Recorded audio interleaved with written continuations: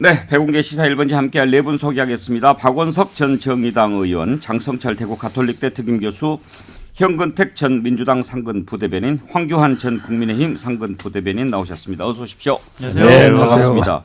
황교안 부대변인은 우리 시사 1번지 처음이시죠? 네, 오늘 첫 방송입니다. 예. 잘 부탁드리겠습니다. 지금은 인수위에 계십니까? 정확히 인수위는 아니고요. 예. 당선인 대변인실 쪽에서 조금 활동하고 있습니다. 당뇨도 같이 하고 당선인 있고요. 대변인실. 네네. 예. 그러면 인수위도 이렇게 인수위로 출근합니까?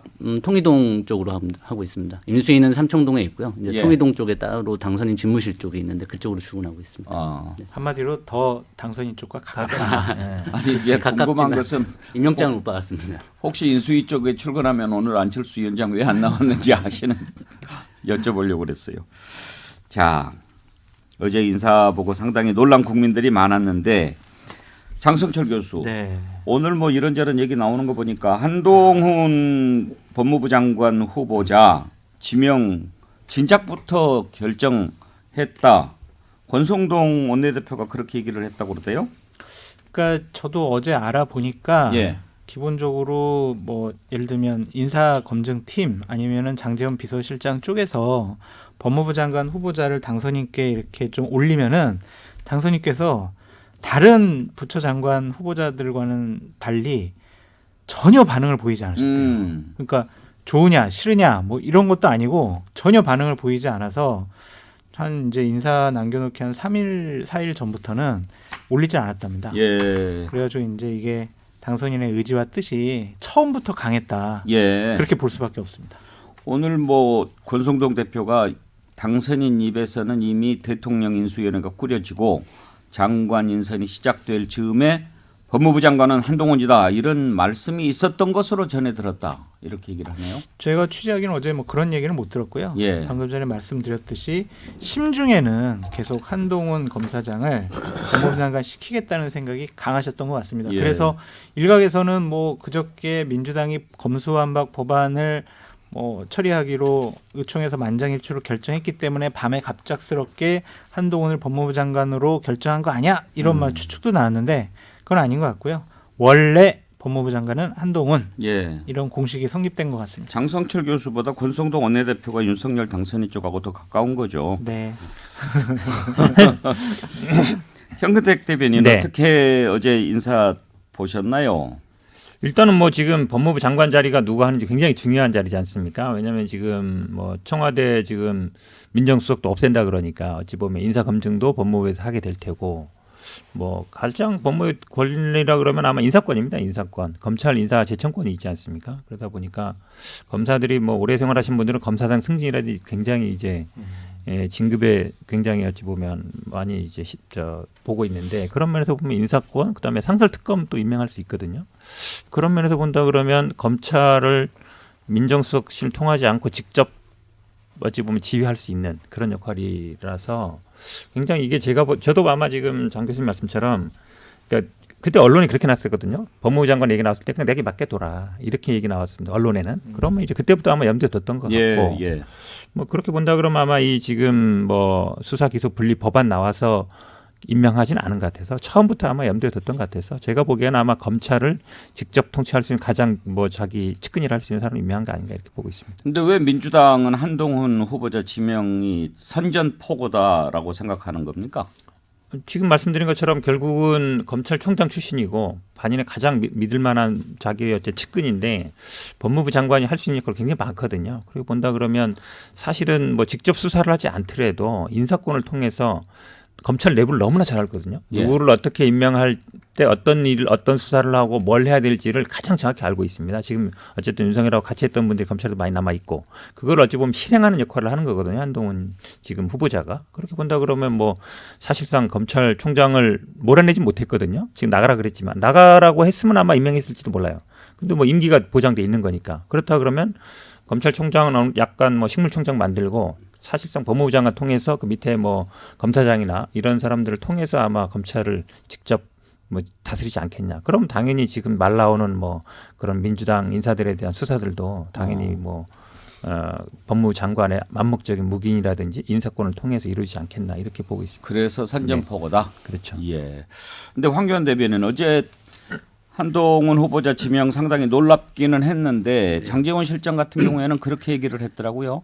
오히려 칼을 빼고 펜을 쥐어준 거 아니냐 그렇게 표현했던데 어떻게 생각하십니까? 뭐 적절한 표현이고요. 사실은 지금 뭐 민주당에서 얘기하는 것들이 어떻게 보면 지난 정권 때 이제 문재인 정권에서 민주당이 했던 것들이 있기 때문에 우리가 이렇게 했으니 이제 윤석열 정부도 출범하면 저렇게 하지 않겠느냐라는 그런 걱정 때문에 사실 이런 반발을 하고 있는 거거든요. 그러니까 지금 뭐 아까 인사권 말씀하셨는데 그 인사권이라는 게 사실 그 전에만 해도 저희가 법무부 장관의 수사지휘권 이것만 해도 사실은 되게 생경한 단어였고. 한참 동안 사용하지 않았기 때문에 그리고 또 이제 법무부 장관이 검찰의 인사에 대해서 물론 협의를 거치게는 되어 있지만 이렇게까지 깊숙이 개입했던 적이 언제 있었나 생각하면 사실 또 이제 추미애 전 장관 때 뭐 저희가 이제 인사폭거라고까지 불렀었는데 그런 것들이 있기 때문에 이제 한동훈 장관 후보자도 장관이 되면 똑같이 할 것이 아니냐. 라는 우려 때문에 지금 그러는 건데 저희가 뭐 공약으로 이미 수사지휘권 폐지도 공약을 한 상황이고 지금 뭐 검수완박 말씀하시지만 검수완박 사실 뭐 민주당이 마음만 먹으면 할 수 있는 거잖아요. 이미 다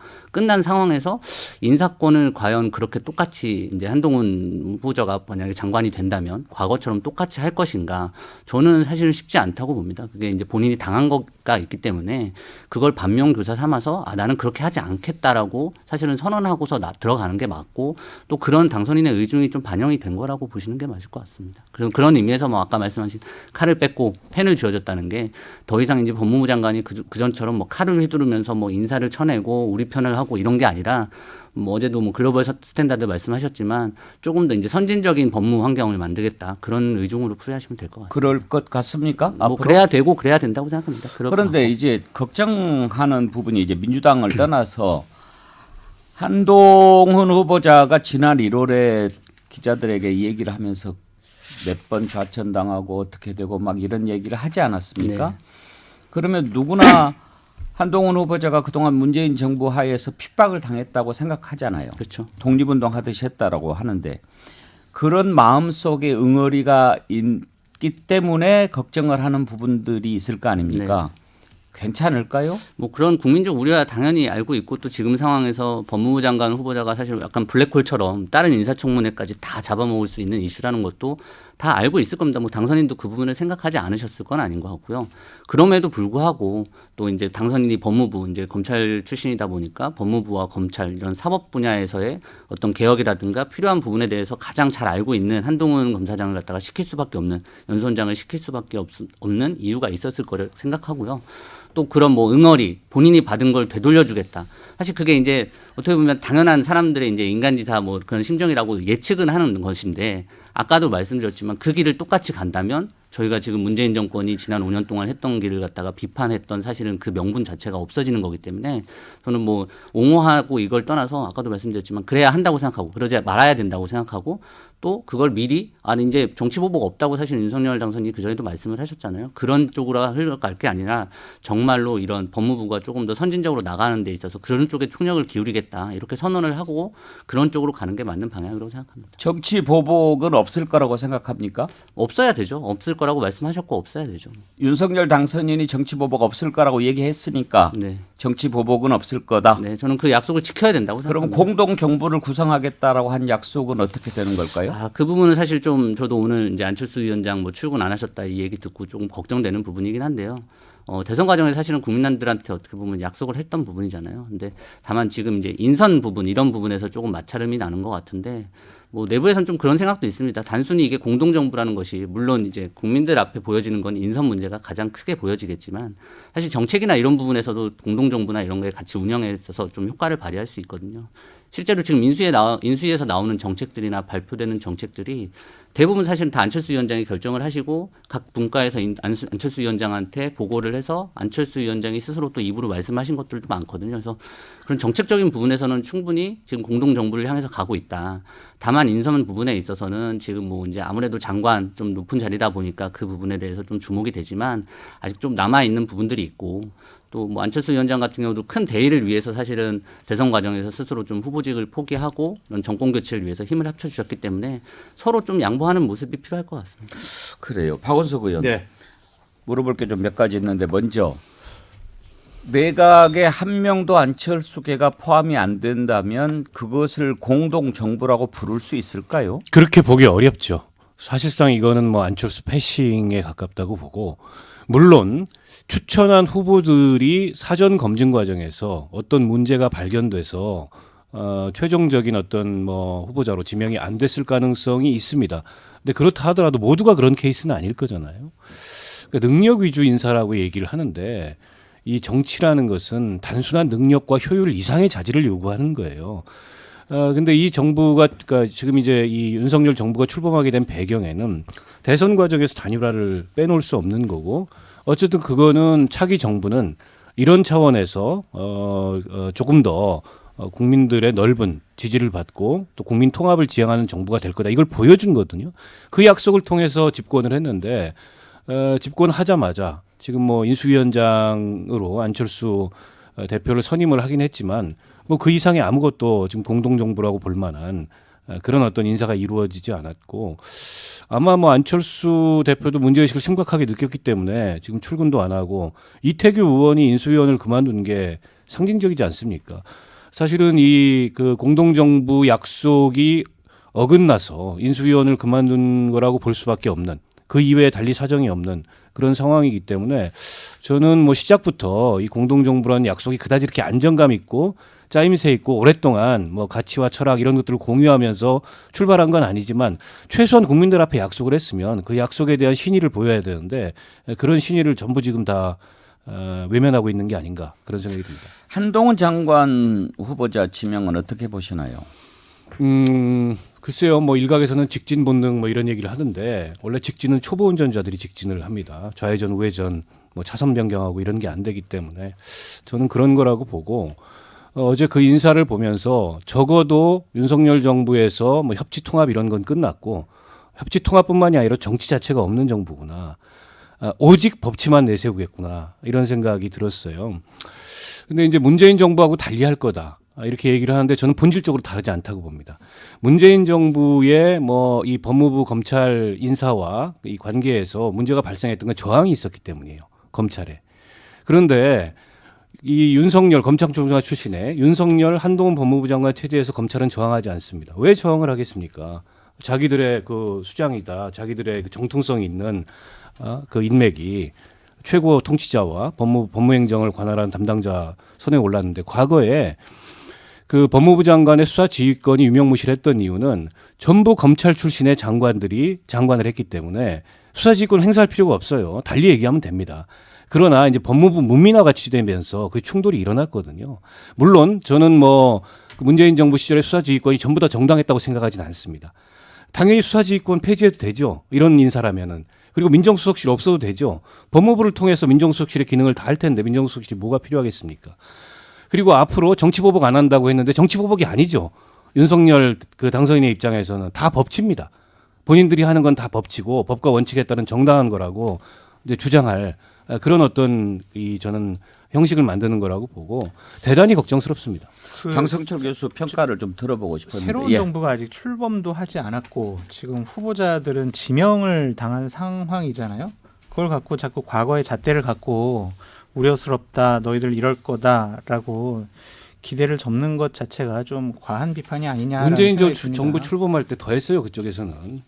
그때는 인수위 과정이 없었고 그때는 바로 임기가 시작되지 않았습니까? 지금 임기가 시작되지도 않았어요. 지금 상황을 준비하는 거고 국정과제 정리하고 있고 사람들을 지명하고 후보자들을 지금 국민들 앞에 내세운 상황에서 자꾸 부정적으로 말씀하시는 것 자체가 좀 너무 과한 비판이 아니냐라는 생각이 들어요.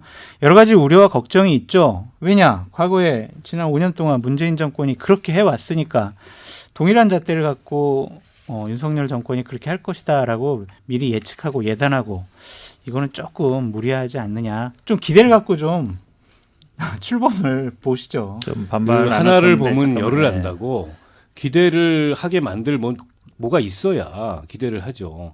아니 청와대 이전 문제부터 시작해서 대통령 집무실 이전 문제부터 시작해서 인사하는 걸 보니까 있던 기대도 없어지게 됐어요. 청와대라는 네, 제왕적 잠깐만요. 상징. 지금 조금 그 어지러워졌는데 현근택 대변인 아까부터 입을 2번이나 뗐으니까 한번 말씀 듣고 죄송합니다. 그다음에 우리가 또 1번지 똑똑 아닙니까? 네, 하시고 싶으면 알겠습니다. 똑똑해 주세요. 현근택 대변인 말씀하시죠. 사실은 이제 뭐 박 의원님 말씀하셨지만 문재인 정부에서는 이제 검찰의 문민화를 굉장히 신경 썼습니다. 그리고 그 국방부도 약간 이제 육군 중심에서 뭐 공군 해군 중심으로 약간 기존의 어떤 기득권 이거를 좀 내려놓자 이거였거든요. 그러니까 법무부의 탈검찰은 굉장히 중요한 건데 이번에는 이제 돌아가는 거거든요. 그런데 검찰 출신인데 하필이면 또 굉장히 가까운 사람이잖아요. 그러니까 윤석열 당선인이 검찰총장 출신이고 평생 해온 게 수사인데 물론 다른 거는 뭐 다른 사람들 의견을 빌릴 수 있지만 그런데 또 법무부 장관도 최측근으로 앉혔다. 그럼 당연히 앞으로 어떤 일이 벌어질 건 예상되는 거거든요. 더구나 한동훈 지금 후보자가 이 지금 아이폰 비밀번호를 안 풀어서 이제 무혐의를 받았는데 그러고 나서 이제 뭐라 그랬냐면 몇 사람을 지명했어야 한 5분 정도를 지명하면 이 사람들한테 책임 물어야 된다 이랬거든요. 그럼 법무부 장관이 뭐 이 당시에도 아마 얘기가 돼 있을 수도 있다고 봐요. 왜냐하면 처음부터 낙점을 했다 그러면 그럼 앞으로 나중에 장관 될 사람 저 사람 책임 물어야 된다 그러면 뭐든지 하겠다는 거거든요. 뭐 수사를 하든지 아니면 뭐 재판을 물든지 그렇다 본다 그러면 이게 사적인 어떤 이해관계들이 들어간다는 거죠. 아까 예. 말처럼 뭐 문재인 정부에서 탄압받았다는데 사실은 그 탄압은 뭐 직책이 뭐 어디 좌천된 것이지 조국 전 장관이나 그 집안에 비하면 아무도 아니거든요. 근데 수사는 뭐 김건희 수사는 주가 조작은 그렇게 안 하지 않습니까? 근데 앞으로 그 전에도 그렇게 안 했는데 앞으로 펼쳐질 게 눈에 보인다. 예. 그런 부분을 우려하는 거죠. 예, 장성철. 한동훈 검사장은 그 문재인 정권 하에서 당했던 자신의 국민으로서의 권리를 지키기 위해서 책임을 묻겠다는 거지 본인이 뭐 직접 수사하겠다는 것은 아니지 않겠습니까? 그리고 법무부 장관으로 임명이 됐으니까 이 수사가 더 강화될 것이다, 빠르게 될 것이다, 적극적 될 것이다. 이것도 추측입니다. 한번 지켜보시죠. 인사청문회가 있잖아요. 저도 한동훈 검사장의 후보 지명이 썩 잘 됐다. 아주 정말 환영할 만한 일이다라고 생각지는 않습니다. 분명히 박원석 의원님이나 현근택 대변인님께서 하신 우려와 걱정 당연히 있을 거라고 생각이 듭니다. 하지만 아직 검증의 단계도 올라가지도 않았잖아요. 어제 지명받았잖아요. 본인의 생각이 뭔지도 아직 잘 모르지 않습니까? 차근차근 좀 검증에 나가서 본인이 하는 얘기, 판단 이런 것도 좀 들어보고 국회에서 인사청문회도 좀 지켜보고 그래도 영 안 되겠다. 그러면은 그때 가서 좀 비판을 해야지 지금 시작 단계에서 너희들 그럴 거야 라고 하면서 공격하는 것은 아무리 생각해도 좀 부적절한 것 같아요. 사실 이제 지금 논점이 약간 빗나간 것 같은데요. 청문회를 지켜보자 이 차원의 논점은 아닌 것 같습니다. 왜냐하면 지금 이제 첫 번째 내가 이런 사람과 함께 국정을 운영하겠습니다라고 윤석열 당선이 이제 내보인 거 아닙니까? 여기에 대해서 국민들이 정말 이렇게 되면은 한번 기대를 가져볼 만하다. 이렇게 되면 좀 어려울 것 같은데 이런 정서, 이런 인식에 대해서 우리가 지금 토론을 하는 거지. 어떤 사람인지 모른다. 그런데 왜 이런 사람을 내세웠냐가 아니고 어떤 사람인지 모르니까 청문회를 통해서 검증을 하자. 이것은 논리가 맞죠. 근데 이제 어떤 사람인지 다 아는데 이 사람이 과연 적당하냐? 이게 이제 논점이 돼야 되지 않겠습니까? 말씀 주신 부분 중에서 예. 그러니까 그러면 사실은 지금 공격 포인트가 이제 제일 이제 반대하시는 분들이 이제 검찰 출신이다. 검찰 출신이 또 법무부 장관 해서 되겠느냐. 또 검찰이 뭐 법무부 눈치 볼 것이다. 정권 눈치 볼 것이다. 이건데 그럼 기본적으로 사실 이게 검수완박하고도 연결이 돼 있는데요. 이렇게 바라보시는 분들 특히나 민주당이나 이런 쪽에서는 검찰은 무조건 악이라고 먼저 규정을 하고 그 전제로 지금 들어가고 있거든요. 사실 전 또 그 부분은 조금 별개의 문제인 것 같아요. 예. 물론 검찰이 잘못된 부분도 있지만 좀 아까 검찰의 문민화 말씀하셨는데 그렇게 해서 추미애 장관이나 뭐 이제 검찰 출신 아닌 분들이 장관해서 그럼 검찰이 더 나아졌느냐? 검찰이 국민들 보기에 검찰에 대한 평가가 좋아졌느냐? 아니면 이 정권에서 문재인 정권에서 사법체계나 법치주의가 더 나아졌느냐? 또 그건 아니거든요, 사실은.